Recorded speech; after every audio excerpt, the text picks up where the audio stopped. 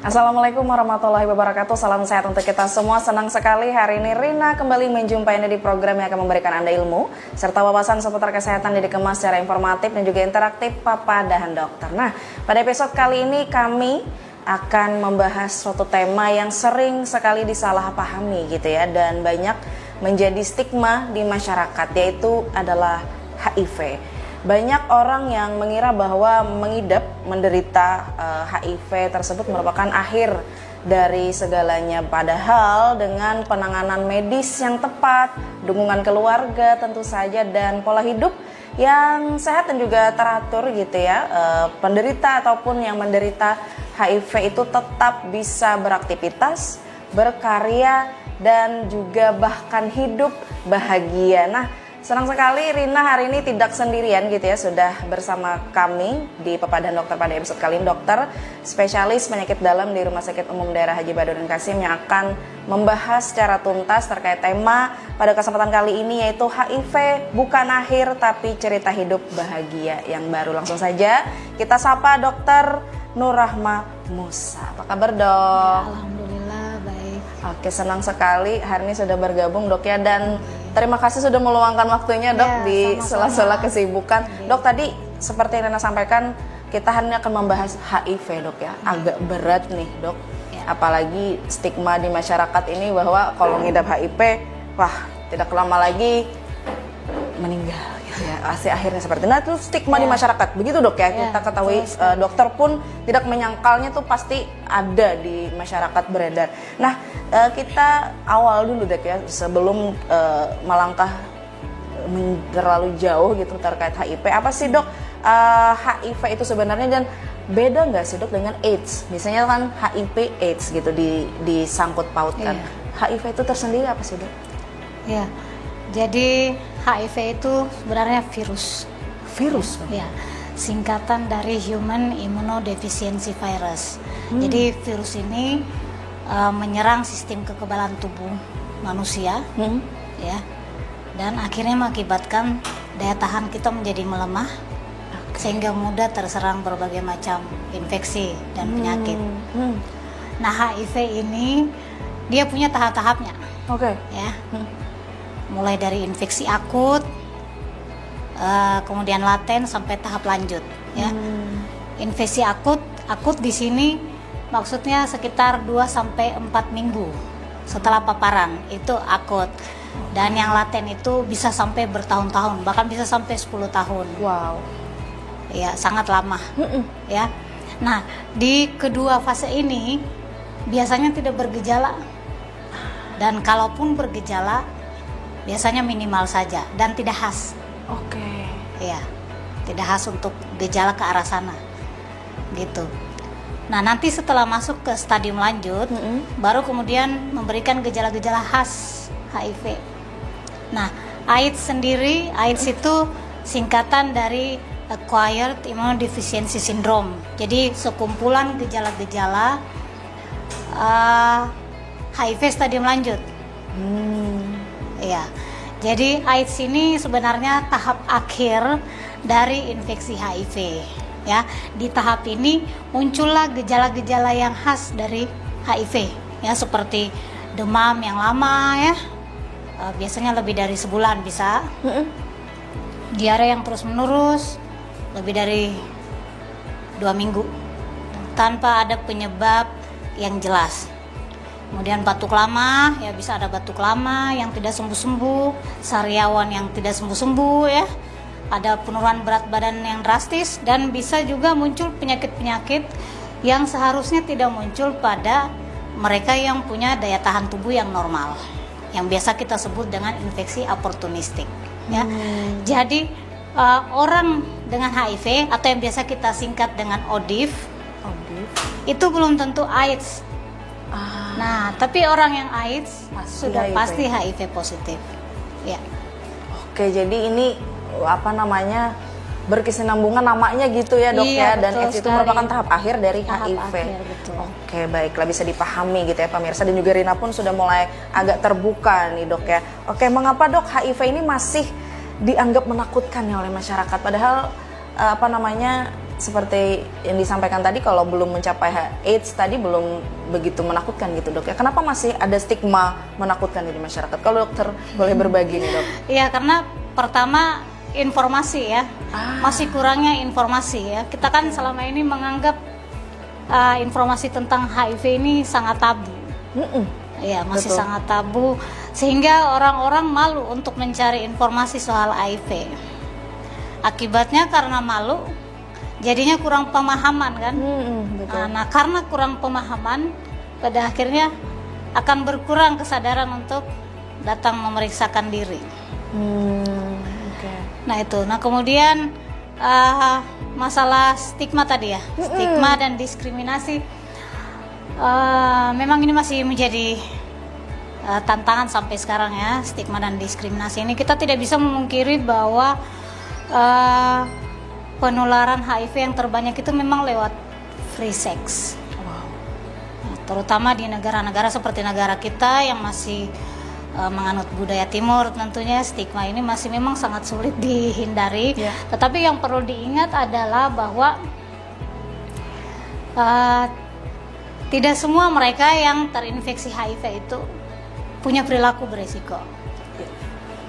Banyak juga dari mereka yang justru menjadi korban, misalkan tertular dari pasangan sahnya malah, ya, atau mereka yang punya profesi yang beresiko, ya, contoh seperti saya misalkan ya, pekerja medis, para medis itu profesi yang beresiko, ya, bisa Tertular. saja kalau misalkan ada kecelakaan kerja, tapi jarang ya kalau kita APD bagus, jarang, tapi tetap ada resiko untuk itu. Iya. Oke. Jadi minimnya informasi menjadi Iya, betul. stigma sekali. yang salah gitu dok ya di masyarakat. Iya. Namun ada juga dok, ini bisa kita langsung saja ke sini. HIV bisa sembuh kan dok? Kalau sembuh total tidak. Sembuh total tidak. Namun Sembuh total 100% tuh enggak. Jadi obat yang ada selama ini ya memang belum mampu ya membunuh kuman, membunuh virus ini 100%. Tetapi dengan obat yang selama ini kita pakai, namanya ARV, antiretroviral, itu antivirus yang diberikan kepada pasien-pasien HIV, dengan konsumsi rutin, disiplin, ya, virus bisa tertekan sekecil mungkin, ya, sehingga mereka bisa punya kualitas hidup yang normal seperti orang-orang pada umumnya. ya padahal kalau berobat itu sendiri suatu hal Iya, yang betul sekali. si penderita itu malu dan tanda kutip dok ya. Bagaimana ini dok? Ya, Seberapa besar sih dok masalah HIV ini dok di Indonesia lah secara luas deh kita bicara, jangan di Tabalong deh dok. oh, ini Tabalong. Kalau melihat data nasional itu ada sekitar 630.000 kasus lebih lah ya. Untuk kasus di Indonesia sampai akhir Desember 2024. Wow. Iya. Akhir tahun tadi dok ya? Ya. Untuk Kalsel sendiri itu dilaporkan ada sekitar 900-an kasus untuk Kalsel. Untuk Tabalong yang tercatat selama ini itu ada 114 kasus. Itu belum dikurangin sama yang meninggal atau yang pindah. Wow. Dan itu Iya. 2024 kah dok atau update 2025? Untuk 2025, jadi ini kita di tahun sekedar gambaran ya. Ya. Di tahun 2023 kita ada penambahan kasus sekitar 23 kasus baru. 2023 itu. 2023. Ya. 2024 kita ketambahan 32 kasus baru. Nah, untuk tahun 2025 ini per Januari sampai Agustus per tanggal ini kita ada penambahan kasus baru 11 orang Di Tabalong. Di Tabalong. Iya. Wow. Tetapi apakah ini jumlah yang sebenarnya? Ya. belum bisa Tentunya memastikan. tidak. Ya, karena ini fenomena gunung es sebenarnya ya. Jadi yang terlihat itu hanya di puncaknya saja, yang di dasarnya ini yang belum tahu, dan bisa saja yang di dasarnya ini kasus yang sebenarnya ya itu bisa saja jauh lebih besar dari yang dilaporkan. Kenapa? Karena HIV itu di awal-awalnya kan nggak bergejala dia. Iya, betul. Dalam waktu bertahun-tahun nggak bergejala sehingga orangnya itu nggak sadar kalau dirinya sebenarnya sudah punya virus di dalam tubuhnya dan bisa saja menularkan virus itu ke orang lain. Yes, Gitu. betul. Dan Ya. itu yang melampor ataupun yang terobati, terdeteksi dok ya, yang di Ya. angka tersebut. Di angka ini untuk yang berkunjung rutin ke tempat kita, ke rumah sakit, ke RSUD. Oke, kebanyakan dok, kebanyakan penularannya itu karena apa sih dok yang di angka tersebut kebanyakannya? Lewat free sex. Free sex Masih kebanyakannya, free dok? sex yang terbanyak. Oke, Ya. oke. Mau itu heteroseksual atau yang Ya. homoseksual. Wow, nauzubillah menjalik Iya. sekali ya. Jadi kebanyakannya adalah hal tersebut. Belum yang korban masih di angka kecil dok ya. Korban Yang seperti Korban cukup banyak juga. Wow. Iya, jadi makanya tuh saya bilang jangan memberikan stigma ya. iya Karena sih, betul. tidak semua mereka melakukan perilaku beresiko Iya, gitu iya. ya. Banyak juga yang korban ya. Ada juga yang kecelakaan kerja ya. Iya, wow, merinding sekali kalau membahas ini. Dan apakah semua orang itu beresiko, dok? Semua orang ya, bukan seperti yang dokter tadi kan katakan profesi. Apakah semua orang ini beresiko terkena, dok? Semua punya resiko. Semua punya resiko. Semua punya resiko ya, tetapi lebih besar potensinya mereka yang memang punya perilaku beresiko ya, atau punya pasangan yang mengidap.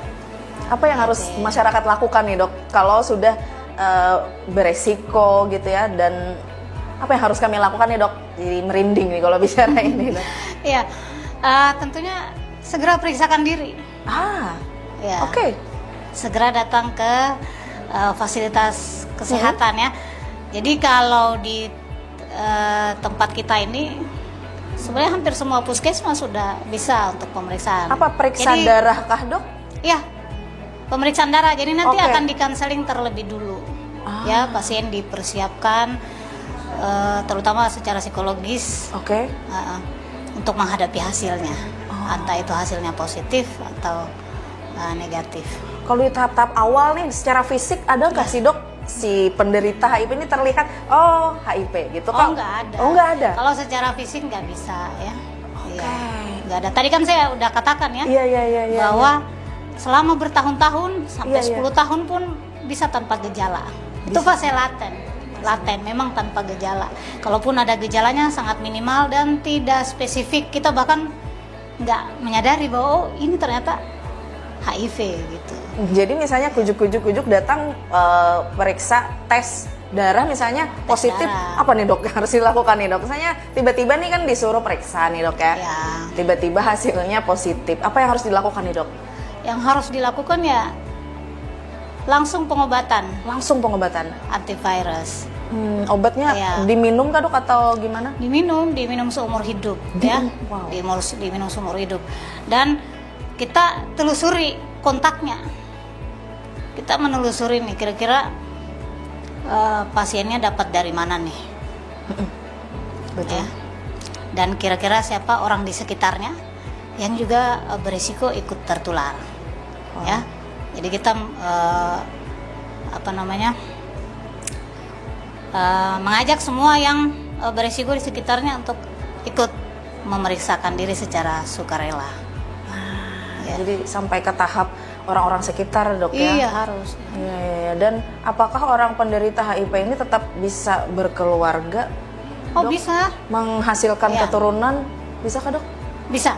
Jadi resiko penularan itu akan menurun secara drastis kalau kadar virus sudah tidak terdeteksi. Ya, jadi orang-orang HIV ini setelah minum ARV selama beberapa waktu, kita akan memeriksakan kadar virusnya. Nah, kalau sudah kadar virus tidak terdeteksi, ya, kemampuan virus menularkan juga sudah sangat kecil. Ya. Oke. Termasuk dari ibu ke anak. Ya, kita ada beberapa pasien ya sudah rutin ARV, kadar virusnya sudah sangat kecil sampai tidak bisa terbaca alat, namanya tidak undetected, tidak terdeteksi lagi. Ya, mereka alhamdulillah tidak menularkan ke anak maupun ke pasangannya. Jadi ODIF bisa punya pasangan dan bisa punya anak yang negatif. Ya, dengan tadi deteksi secara dini, dok ya, pemeriksaan dan diobati langsung Ya, menurunkan betul sekali. menurunkan kadar. Jadi kalau sembuh total tidak bisa kan? Kalau sembuh total sampai sekarang belum ada obatnya. Iya, iya. Dan obat tadi diminum seumur hidup. Seumur hidup dan Wow. harus dengan disiplin yang tinggi. Oke. Jadi biasanya kalau pasien itu kita suruh bikin alarm. Ya, jangan sampai pengingat, lupa. dok, ya? Iya. Jangan sampai lupa, harus ada alarmnya. Jadi tiap alarm. Iya, siap. Kita kayaknya harus break dulu sejenak, dok ya, Baik. karena mengumpulkan nanti siapa tahu ada masyarakat yang ingin bertanya, pemirsa di rumah juga yang ingin bertanya, dan oke, sambil kita mengingatkan diri sendiri juga, sudahkah kita cek ya, karena ini penting sekali untuk kita ketahui, kita tahu juga gitu ya, apakah kita penderita atau tidak, dan kalau misalnya menderita ya langsung tadi berobat, dok ya. Betul. Oke, nanti kita akan kembali lagi sesaat lagi, jangan kemana-mana, tetap di Papadahan Dokter.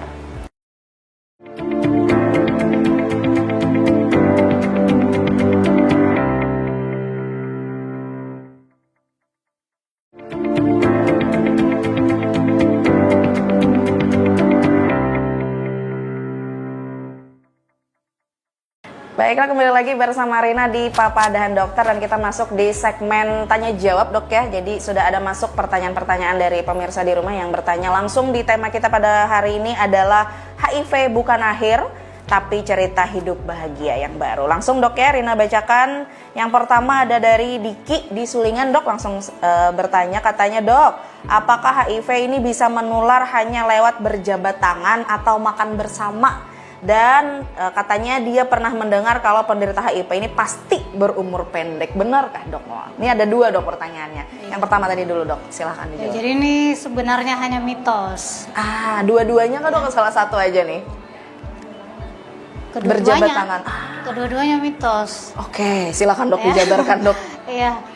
Jadi HIV ini tidak akan menular hanya dengan kita berdekatan seperti ini misalkan ya. Karena penularannya bukan lewat udara. Seperti Dan virus-virus juga- lainnya, dok ya? Iya. Oke. Kemudian tidak akan menular juga hanya dengan kontak biasa. Jabat tangan. Biasa, jabat tangan, berpelukan, cipika-cipiki misalkan, atau bahkan ciuman ya, yang penting nggak ada perlukaan. Jadi ya tidak ada perlukaan di area mulut.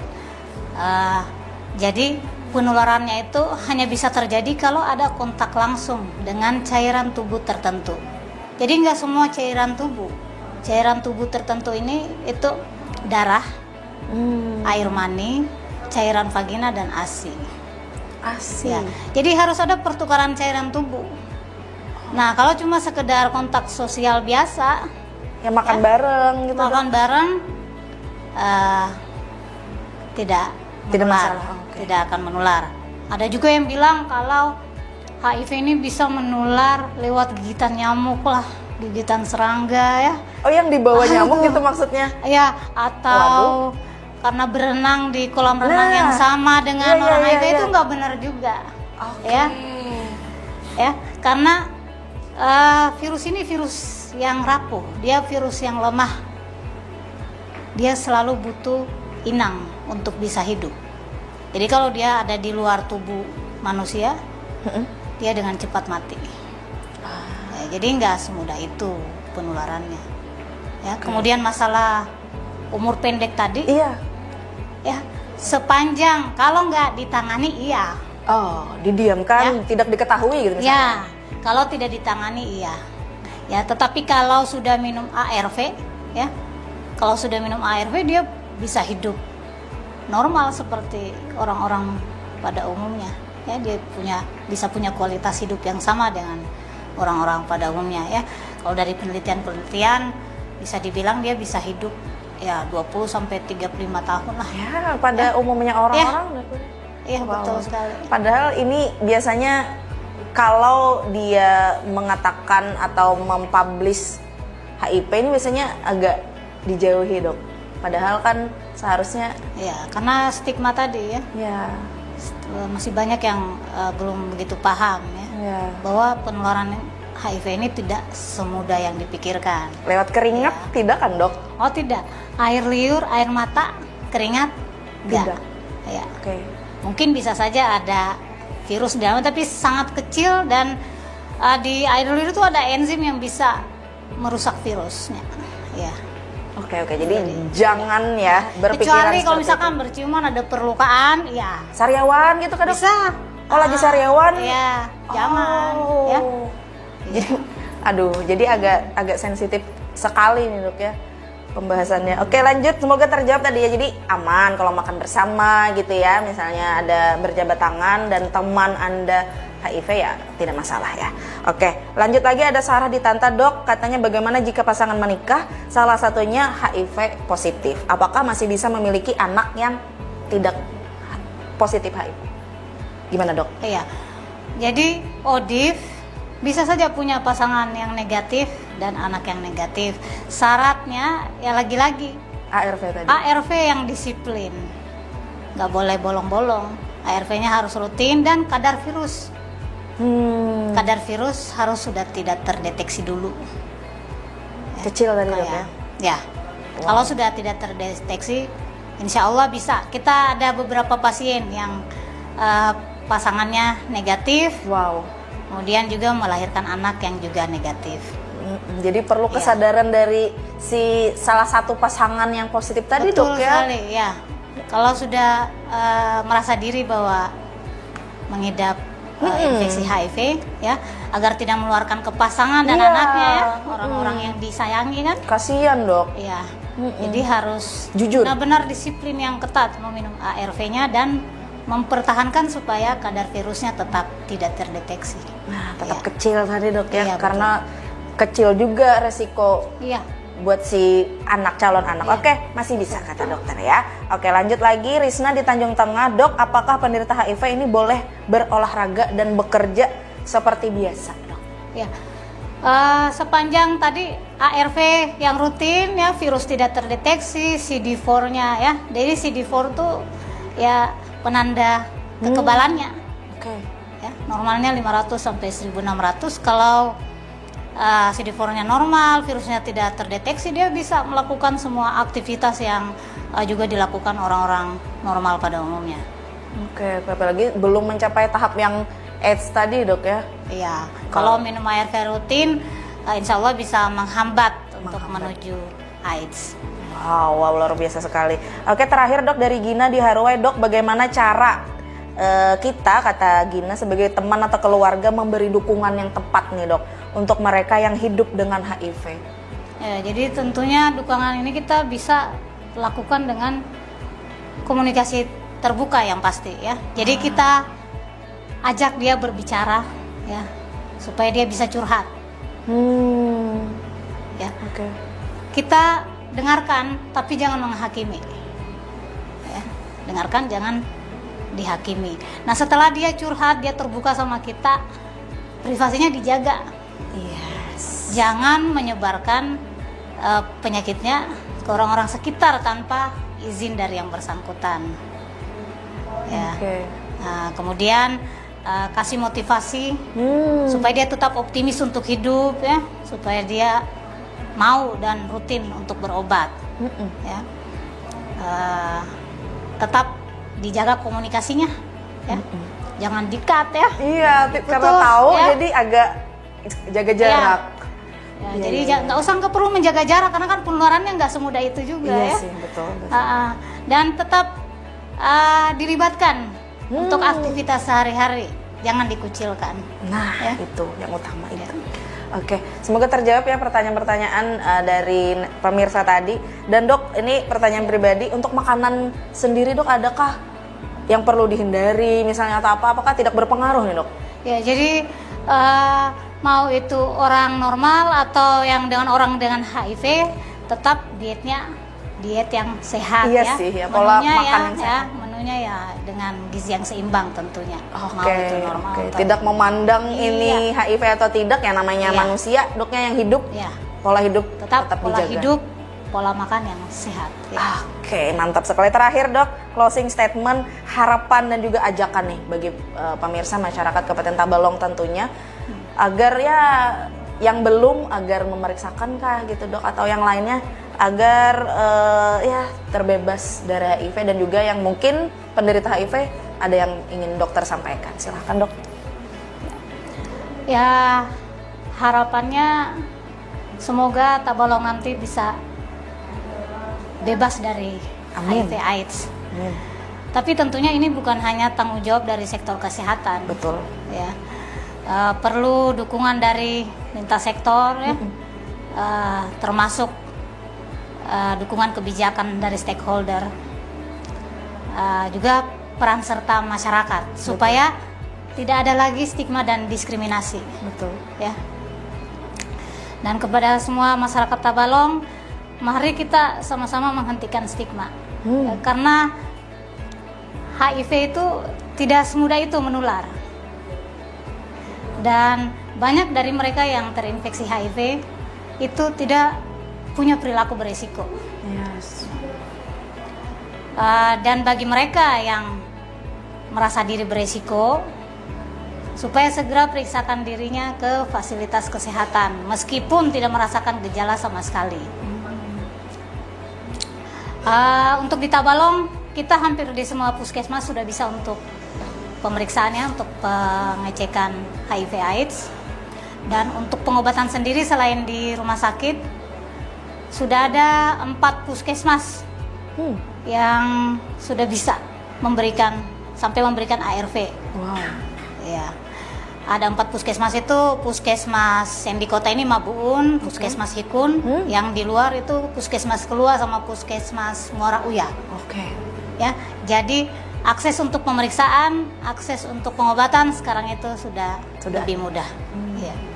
Oke, baiklah, tadi pesan dokter juga ya, dan harus memeluk erat mereka, jangan dikucilkan. Ya. Jangan dikucilkan. Ada lagi dok yang ingin disampaikan? Itu aja. Oke, terima kasih banyak dok ya sudah meluangkan waktu memberikan kita banyak sekali masukan-masukan gitu ya, apalagi ini buat penderita HIV gitu, dan kita juga yang misalnya tidak terkena pun jangan mengucilkan mereka yang menderita HIV. Rina dan Dr. Rahmah pamit dari Papa dan Dokter episode kali ini. Kita berjumpa di next episode. Terima kasih sudah mendengarkan. Assalamualaikum warahmatullahi wabarakatuh.